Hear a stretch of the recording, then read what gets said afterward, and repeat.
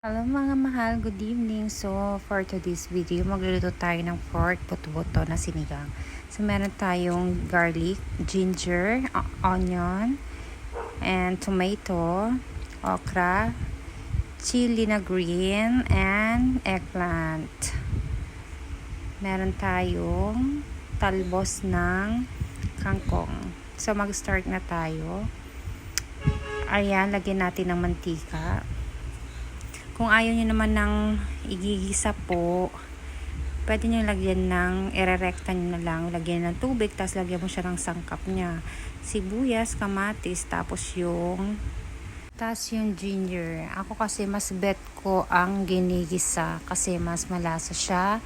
Lalo pag may garlic, ang ingay na aso nakakainis. At kung ayaw mo naman ng mamantika, pwede naman maglagay ng olive oil para healthy-healthyan. Kunwari, diba?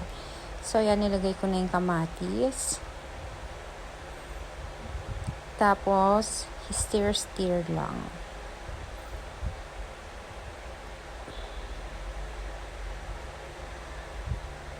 Nilagay ko na yung ginger, tsaka yung sibuyas. And then stir again.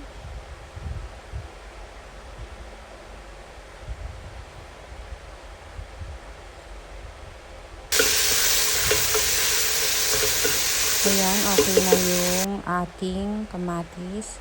Ilagay na natin yung pork buto-buto. So maganda yung nabili kong pork buto-buto dito sa umiikot sa amin kay Kuya Albert. Ayan yung ganyan gusto ko, yung buto-buto, hindi yung puro buto and then puro naman laman. Mas maganda yung ano siya, yung sakto lang. And then, Lawrence patis, baka naman. Ayan, lagyan natin siya. Tuwing ginigisa ko yung meat, nilalagyan ko talaga siya ng patis para yung meat magkalasa po siya. Ayun lang, ganun po yung version ko eh. Lahat naman tayo may kanya-kanya pong version ng pagluluto. So, sa inyo po, paano po ba kayo magsinigang? So, ayun na. Takpan na natin. And kumulo na. So, hinayaan ko lang siyang hindi muna lagyan ng water para yung lasa ng ating patis kumapit doon sa ating meat. Then, stir lang ulit. Then, takpan. So, ayan. Pangalawang buksan. Pangalawang bukas. Ayan na. Nilagyan ko na siya ng water. Tapos, takpan ulit. Kumulo na yung ating sabaw. So, ano ko yata pinakuluan yan eh. Mahigit 1 oras kasi nga gusto ko yung medyo talaga sa buto, kumakalas ng konti. Ang tagal no, wala kasi akong pressure cooker.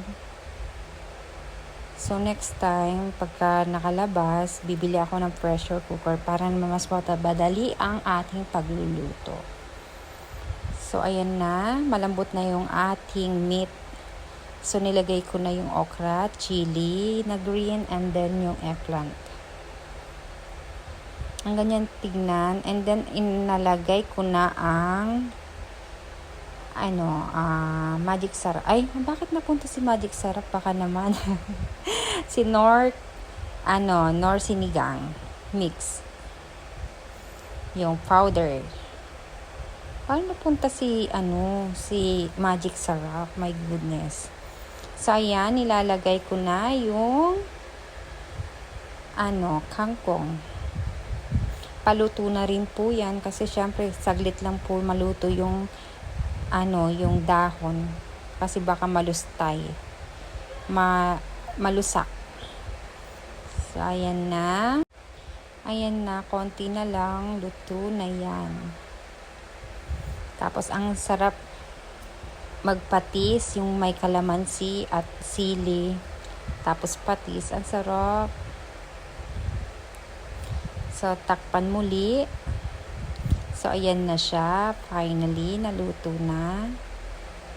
Yan na yung ating finished product.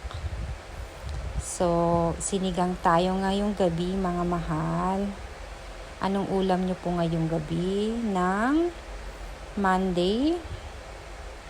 So, ayan na, okay na po. Magsasandok na. And kakain na po. Ayan. Kainan na.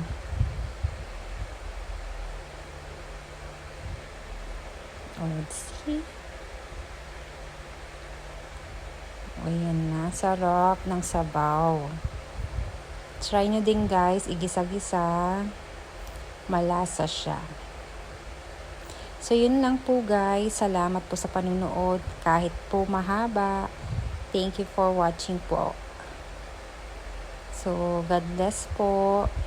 Ingat po kayong lahat. Bye!